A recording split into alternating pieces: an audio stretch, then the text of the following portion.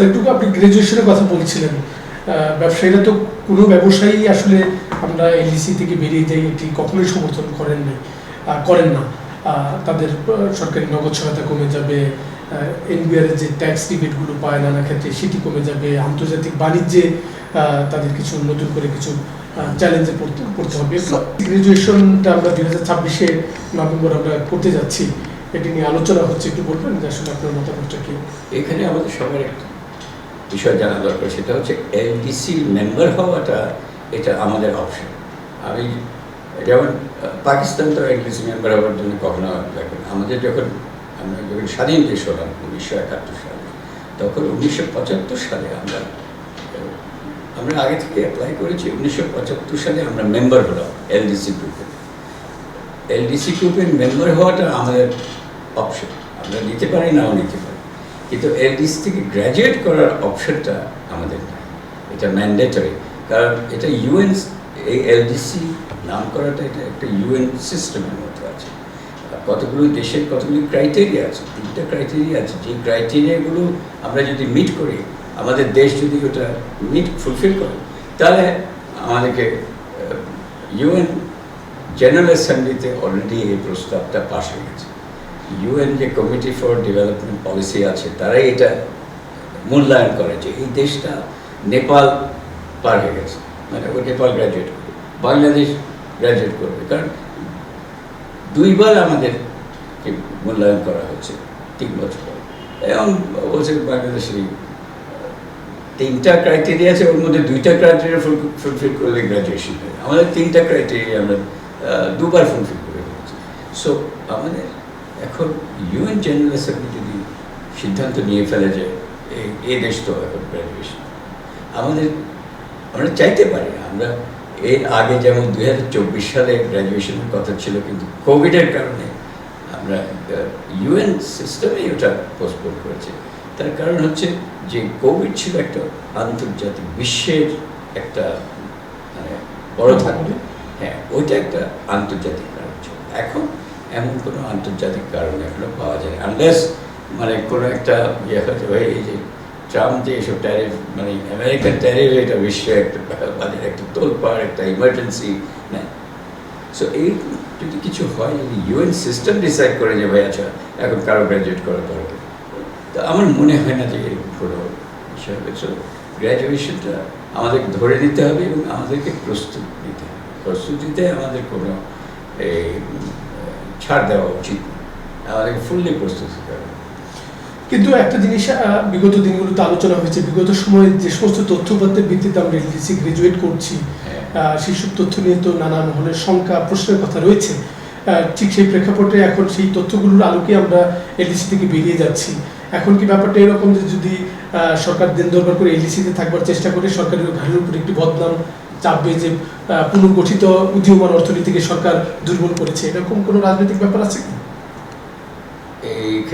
এখানে রাজনীতি প্লে করবে না, এখানে অর্থনীতি প্লে করবে। এবং যেসব ডেটা তথ্য আন্তর্জাতিকভাবে এটা প্রচার হয়ে গেছে, স্বীকৃত হয়ে গেছে, এটা শুধু জাতীয় উৎপাদন প্রবৃদ্ধি 6% হলো না 8% হলো, দ্যাটস নট ইস্যু। বাংলাদেশের অর্থনীতি এবং সামাজিক অগ্রগতি এটা মূল্যায়ন হয়েছে, আন্তর্জাতিক পর্যায়ে মূল্যায়ন হয়েছে। অনেক লিডিং অর্থনীতিবিদ যারা, বিশেষ করে ডেভেলপমেন্ট ইকোনমিস্ট যারা, লিডিং ডেভেলপমেন্ট মানে অর্ডিনারি লিডিং ডেভেলপমেন্ট ইকোনমিস্টদের মতে বাংলাদেশ একটা মানে উন্নয়নের একটা ভালো লক্ষণ আর কি।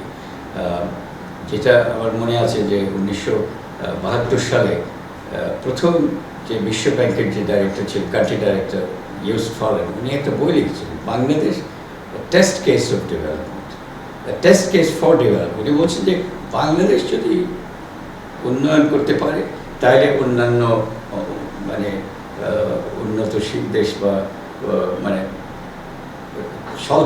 স্বল্প উন্নত দেশের ভবিষ্যৎ আছে। এখন লেটেস্ট যেতে বলছে Bangladesh is a success story of development. গত কয়েক বছরে কি মানে প্রবৃদ্ধির রেট কম আছে বেশি আছে, কিন্তু আরও হিউম্যান ডেভেলপমেন্ট আছে, হিউম্যান ডেভেলপমেন্ট ইস্যু আছে, আরও অন্যান্য অনেক ক্রাইটেরিয়া আছে একটা সমাজকে, একটা দেশকে, একটা অর্থনীতিকে যাচাই করা। সেখানে বাংলাদেশ ওই আগের যে বাস্কেট কেস ছিল 1970 দশকে, তার আগে অনেক, আমরা এখনও উন্নয়নশীল দেশ, আমরা এখন অনুন্নত দেশ বলবো না, উন্নয়নশীল দেশ বলতে হবে বাংলাদেশকে। সেখানে এলডিসি গ্র্যাজুয়েশন আমাদের অবশ্যই হয়, কারণ এলডিসি যে 48টা দেশ আছে, লিস্ট ডেভেলপড কান্ট্রি, ওর মধ্যে বাংলাদেশ ইজ অ্যান আউটলায়ার। আপনি বাংলাদেশ, অন্যগুলো তো হচ্ছে ছোটো ছোটো আইল্যান্ড ইকোনমি, আর আবার বাংলাদেশের অনেক কিছু। সো বাংলাদেশ ইজ অলরেডি ওই সেই এলডিসি গ্রুপে ইজ অ্যান আউটলায়ার। তো ব্যবসায়ীরা এখানে আপত্তি করেন, আপনার কি মনে হয় ব্যবসা বাণিজ্য আসলে, আপনি বলছিলেন প্রস্তুতি দরকার আছে, কি কি চ্যালেঞ্জ তৈরি হতে পারে আসলে? ব্যবসায়ীদেরকে সবসময় কিন্তু ব্যবসায়ীরা প্রতিযোগিতা নিতে চায় না, প্রতিযোগিতা বাড়লেই বলেছে না। এমনকি আপনার এই যে গার্মেন্টস ইন্ডাস্ট্রিতেও একটা সময় ছিল, এখনও আছে কিনা জানি না, যে তারা চায় না যে বিদেশি মানে বিনিয়োগকারীরা বা মানে গার্মেন্ট ইন্ডাস্ট্রি, বিশেষ করে এক্সপোর্ট প্রসেসিং জোনের বাইরে, এক্সপোর্ট প্রসেসিং জোনে থাকো তোমরা ওখানে, এখানে এসো না। কেন আমরা এখন মানে ব্যবসায়ীরা এবং শিল্পোদ্যোক্তারা ওরা যদি প্রতিযোগিতা না চায়, তো কারা, এটা কাদের ইয়ে হচ্ছে, ক্ষতি হচ্ছে? সাধারণ ভোক্তাদের ক্ষতি। আমাদের সাধারণ ভোক্তারা তো এই যে উচ্চ শুল্ক, এটা এটা এটা তো একটা ট্যাক্স, ভোক্তাদের উপরে ট্যাক্স। এটা তো উদ্যোক্তারা দিচ্ছে না, আমদানি হচ্ছে, শুল্ক বাড়ছে, তারপরে দেশীয় বাজারে যে পণ্য তৈরি হচ্ছে সেগুলোর দাম বাড়ছে ওই শুল্কের জন্য, আর সাধারণ ভোক্তারা এই ট্যাক্সটা দিয়ে যাচ্ছে। সো এই যে শুল্কর ফলে যে জিনিসপত্রের দাম, এবং বাংলাদেশে বিশেষ করে ভোগ্য পণ্যর দামগুলো কিন্তু আন্তর্জাতিক বাজারের তুলনায় অনেক বেশি। এটা সবাই, যে আমরা যখন বাজারে যাই বলছি এটা তো আমদানি পণ্য, এটার তো দাম বেশি। আসলে আমদানি পণ্যের দামটা অনেক কম, ওই শুল্ক দিয়ে এটাকে বাড়িয়ে রাখা হচ্ছে। সো এই শুল্ক, এটা একটা কর, এটা আমাদের সাধারণ ভোক্তার পকেট থেকে এই টাকাটা উদ্যোক্তাদের পকেটে যাচ্ছে। This is transfer of income from consumers to producer. এটা এখানে সরকারের আসা উচিত একটা ব্যালেন্স করা, যে না এটা ঠিক না। কারণ এই যে শুল্কগুলো, এগুলো কিন্তু আমাদের রপ্তানির এফেক্ট করছে। আমরা রপ্তানি করতে, গার্মেন্ট রপ্তানি করছি, কিন্তু অন্যান্য জিনিসে আমরা রপ্তানি করতে পারছি না। তার কারণ হচ্ছে যে দেশীয় বাজারে উচ্চ শুল্কর কারণে দেশীয় বাজারের মুনাফার হার অনেক বেশি। রপ্তানি করতে গেলে মুনাফা সামান্য, অনেক কষ্ট হয় রপ্তানি করতে। সো দেখা যাচ্ছে যে আমাদের যে নীতি আছে, শুল্ক নীতি বলেন, বাণিজ্য নীতি বলেন, এটা skewed in favour of sale, আভ্যন্তরীণ বাজারে বিক্রি করার জন্য। এটা কিন্তু আভ্যন্তরীণ বাজারে বিক্রি করে আমাদের উন্নয়ন বেশি হয়।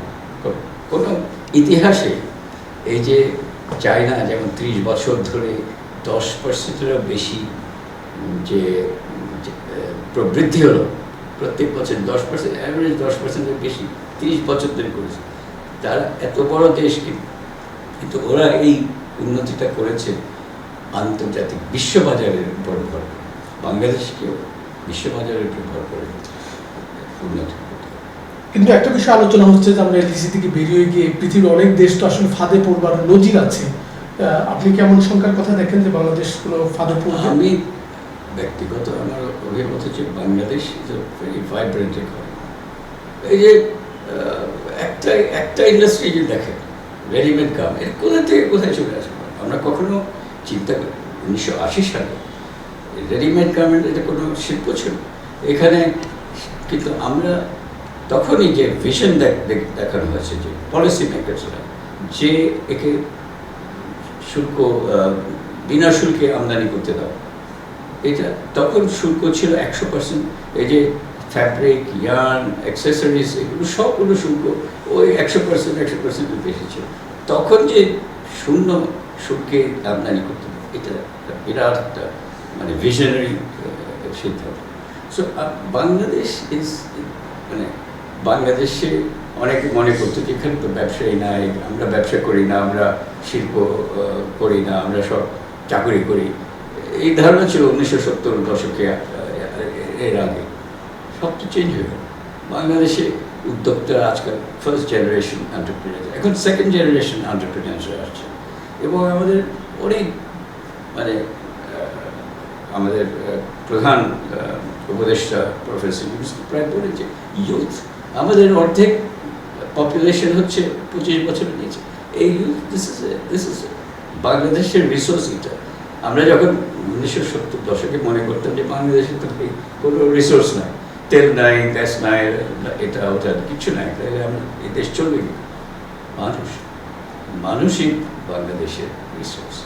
এবং যেই সব দেশে ইউথ পপুলেশনটা বেশি, সেসব দেশ অনেক ভাইব্রেন্ট অর্থনীতি, এবং বাংলাদেশে সেটাই প্রসপেক্ট। আমাদের কিন্তু এদেরকে স্কিল ডেভেলপমেন্ট করতে হবে, স্কিল ইন্টেন্সিভ, স্কিল মানে